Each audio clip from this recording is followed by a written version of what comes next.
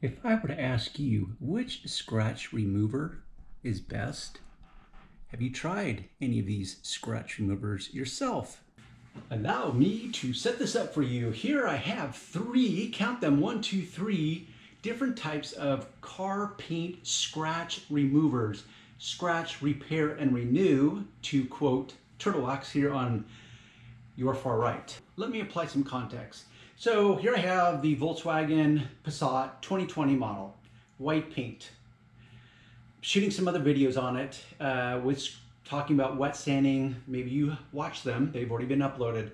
And I'm noticing that this paint, and by paint what I really mean is clear coat. In case you're wondering, yes, your car will have clear coat on it. And like I say about virtually everything in life, nothing is created equal, which means no clear coats are identical. Even the same model from year to year or during the production cycle will be changed as far as the clear coat goes. So I'm shooting some videos and I'm saying to myself, okay, this is interesting. I'm coming to the conclusion based on 30 plus years of professional experience, this is some extremely hard clear coat. And I love it when you bounce onto the forums, Facebook groups, the reviews on Amazon, and people will talk about hard clear coats versus soft clear coats. Just know that there is a lot of truth in that, meaning not all clear coats are created equal. There really are some clear coats that are harder than other clear coats. If you're a complete beginner, and I'm going to direct my comments to the complete beginner. Because you're a complete beginner, you will be working on very limited experience and knowledge, which means this: you have your car, you want to do something to it in the name of improving the appearance, polishing the paint, removing some scratches, removing some swirl marks, but you go to work on it, you have no idea if you have hard clear coat or soft clear coat. So that's where you suddenly reach out, let's say Amazon, like most of us do, and you start typing in car paint scratch remover. And voila, 3 of the most popular versions pop up. And you get one of those versions, but before you hit that buy button, you think, oh wait, let me read the reviews. So I will reduce Amazon like so many other things, and really I could keep it like this reverse hierarchy, which is the internet in many ways is a cesspool of bad information regurgitated by bad actors, which then makes it even worse information, if that's even possible. So then you have these different platforms like Amazon or the Facebook groups, or pick any one you want. For example, YouTube, which is probably where you're watching this, is on my YouTube channel.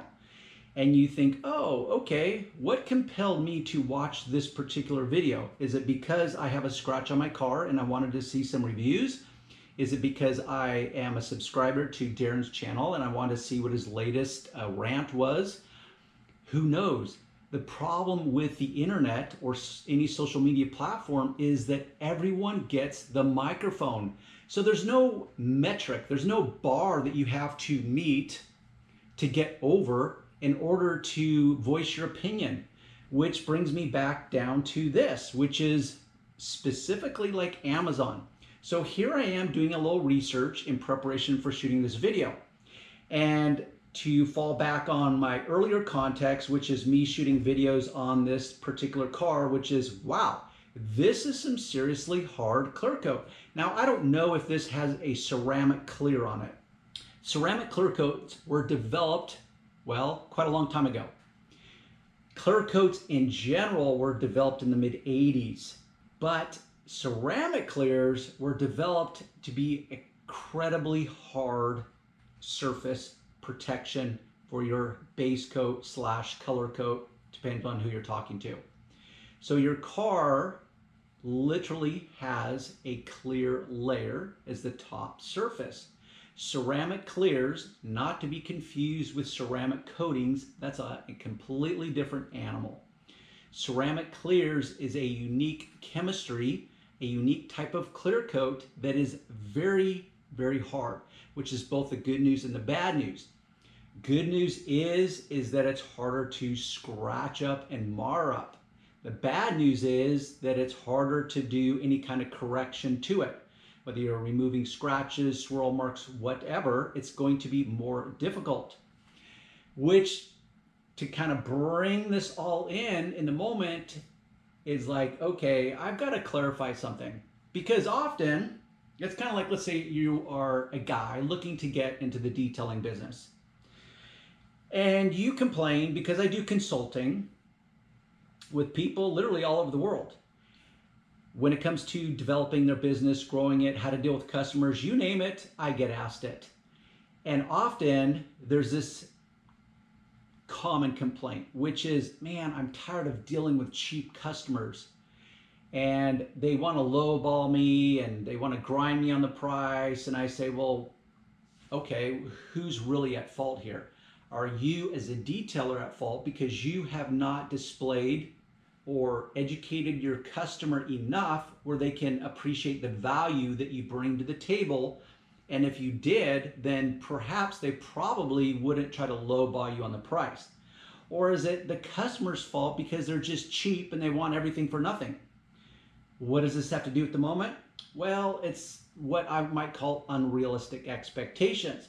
So I'm going to use that analogy as a comparison with these products. Now, if you've watched some of my other videos in the past, you know that I will destroy these products when it comes to their ways of marketing and advertising and packaging. So I could take every one of these products and I could just destroy it, dismember it, dismantle it, and destroy it based on their hyped up, ambiguous use of jargon, use of terminology that glorifies it, which means that if you're on Amazon shopping for one of these products and you read just the packaging alone. So I could take just the front packaging of any one of these products. They are all guilty, just at varying degrees of guilt. Let's say that. So if you just read the front labeling, which is bigger than the fine print labeling on the reverse side, you're going to come to some wild conclusion. For example, repairs years of damage in one use. Okay, sounds rather compelling. Scratch, repair, and renew. Okay, sounds rather compelling. Heal and seal technology. Okay, once again, rather compelling. Let's go with Scratch Doctor, Scratch Remover. Safely removes surface scratches, scuff marks, and swirls. Okay, so it doesn't just do that, as in remove them, but it does it safely because it says so right there. But safely and effectively are two different things. Now let's just, okay, since Scratch X is here, let's just say fine scratch and blemish remover. Okay, the must-have product for isolated paint problems. Oh, and by the way, this is clear coat safe. None of the others, at least on the front of the labeling, suggest anything about it being clear coat safe. So once again, you as a beginner, you're like, I've heard of clear coat. I think my car has clear coat. And clear, somehow there's this, what I would call power of suggestion. It's clear. There's a clear layer. Therefore, it's probably more sensitive for some reason. I literally think it's a psychological power, what I call power of suggestion. Clear represents purity. Purity represents perhaps fragility. Now, this might be my brain overthinking things, perhaps, but often the psychological components are below the level of awareness. So it's going to be this domino effect whether you have awareness or not. Point is clear coat safe. It's the only product out of these three that suggests anything about it being clear coat safe. So if you're ignorant, which you probably are, and by ignorant, that's not a disparaging term that I'm labeling you with, all I'm just saying is that you lack experience, you lack knowledge, therefore you are a beginner. You don't have enough experience to know. So you're like, These don't say anything about clear coat safe. I think my car has clear coat, ergo, I will default to this one. Now at this point, I will go on the record and just call out that this one is superior to those two. I've tested it on this car, which is part of the point of this video.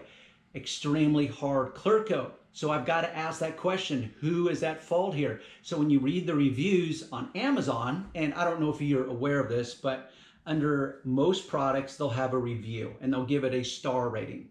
So for example, I think I wrote it down, which I forgot to bring with me on camera. Roughly, these all have at least a 4 out of 5 star rating, which is pretty darn good. One of them, I don't remember which, has a 4.5 star rating. I think it might be New Finish. I could be wrong on that. Point is you start reading the reviews, and I'm going to default to my earlier statement, which is that everyone gets the microphone. So these people, and I can tell based on what they write as a review, how disappointed they were. And that's where I'm going to once again bring it back around. Who's at fault here? Is it the user because they have not educated themselves to know? For example, they talk about, oh, it did not cover up my scratches, or I came and I bought the Turtle Wax scratch remover hoping to cover up some small, superficial, fine scratches, and it did nothing. It's like, well, first off, you're not covering scratches up. None of these products are intended to cover them up. They're intended to basically scratch them away. You will scratch your way to success. So are they at fault because they're ignorant and they've done nothing to educate themselves? Which, by the way, welcome back again to the internet. As I used to say, like 15 years ago, trust but verify, and I think they attribute that to Ronald Reagan, and I defaulted to that. Yeah, trust, apply some trust, but you got to verify. But with the internet, everything can be manipulated. So to verify becomes almost an impossible ask. How do you verify the information? So let's say Johnny Consumer, once again, going on the Amazon, looking for the scratch remover, the best one, reads some reviews, makes a decision, may not even read the reviews. How about they just stick to the hyped up labeling, which once again, who's at fault? Is it the manufacturers because they do such a poor job at educating you, the consumer, you, the beginner, you, the car owner? Or is it you because you did not want to put any due diligence in becoming more informed, more educated, so that you can make a more informed, educated choice? I don't know. I'm on the fence because I take great issue with the way they package and market and label their products. Great issue with it.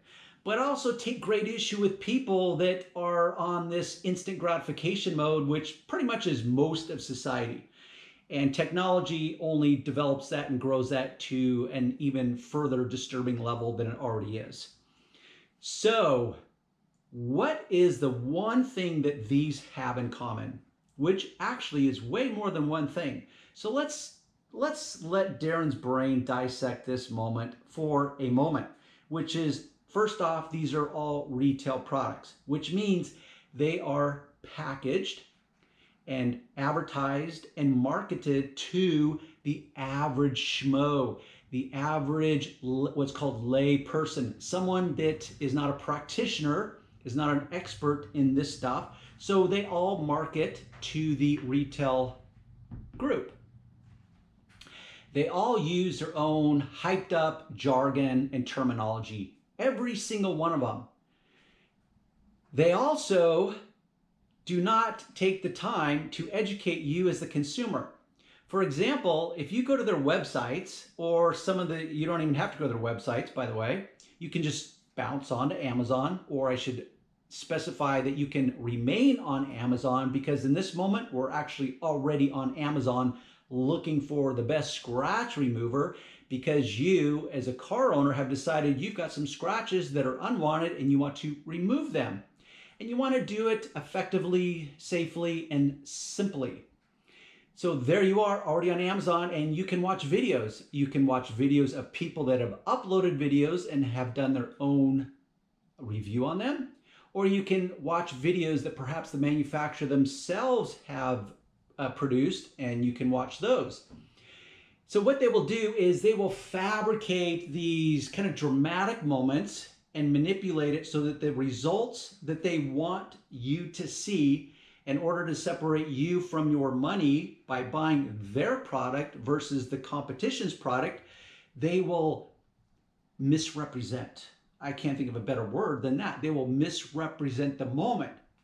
So once again, who is at greater fault here? The consumer wants instant gratification, willing to do zero due diligence in educating and informing themselves, or the manufacturers that want to hype up, embellish, misrepresent the moment better than brand A or B so that you buy their product versus brand A or B. I don't know, because I can see both sides of that coin. Which, now that I'm 16 minutes into this video, and I'm curious how many of you are playing along. So the word for the day is scratch. One word, put it in the comments below if you've been playing along.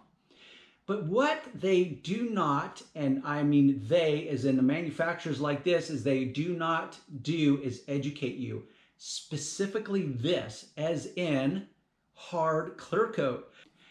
So in part of that educating process, which by the way, and maybe this, manufacturers, maybe if you took half of the real estate that you have on your labeling, which I get it, this is a little 7 fluid ounces. Not very large, not a whole lot of real estate. So they want to maximize that real estate, right? It's called advertising. How can they pull our emotional triggers so that we will buy this product versus brand A or B? But what if you took half of that real estate and you actually try to educate your consumer, the person that's a complete beginner, so that you don't get these bad reviews on Amazon? Because people will then have more realistic expectations. Like, for example, people that say, oh, I brought this product because I was hoping to cover up some fine scratches. It did nothing, and therefore I was disappointed. Don't bother wasting your money on it. Okay, well, A, these are not intended to cover up the scratches. So I can tell right there, either they are poor at communication skills, or they don't know any better. They don't know the actual scratch removal process, in that you have to use a product, typically with some type of abrasives in it, to literally scratch your way to success. I don't know. So how about this? How about they talk about the fact that you may have really hard clear coat, because we sell this wildly to anyone with a car, and we can't control the car manufacturers and what type of clear coats they put on their car. So you may be the lucky owner of a car with incredibly hard clear coat on it. So when you go to use our product, guess what? You will be severely disappointed, because if you follow the poor directions on the back, like for example, one of these products say use light pressure and rub back and forth. I think it's turtle wax. Back to find my scratches. Use by hand. Oh yes, use gentle back and forth pressure for 30 seconds. Okay, if you use gentle pressure, which is a relative term by the way, gentle can only be gentle when compared next to something that's harder or more aggressive or less gentle. So right there, it's like, okay, gentle, I don't even know what that is. Gentle pressure to me is going to be very different than gentle pressure to, let's say, a small petite woman like my wife. Scratch Doctor says use moderate pressure. Okay, so moderate pressure. Well, guess what? Hard clear coat ain't going to make a difference, because this clear coat is seriously hard. And I would love to be with the people that bounce on Amazon, read some reviews perhaps, or maybe just read the bullet points as produced by the manufacturer themselves. They get it, they go out to their car, they grab as per the instructions, their little foam applicator pad or whatever they suggest, which they all suggest something different, whether it's a soft terry cloth towel, or I don't even think one of them even suggests a microfiber cloth, but most of them suggest a little like foam applicator pad.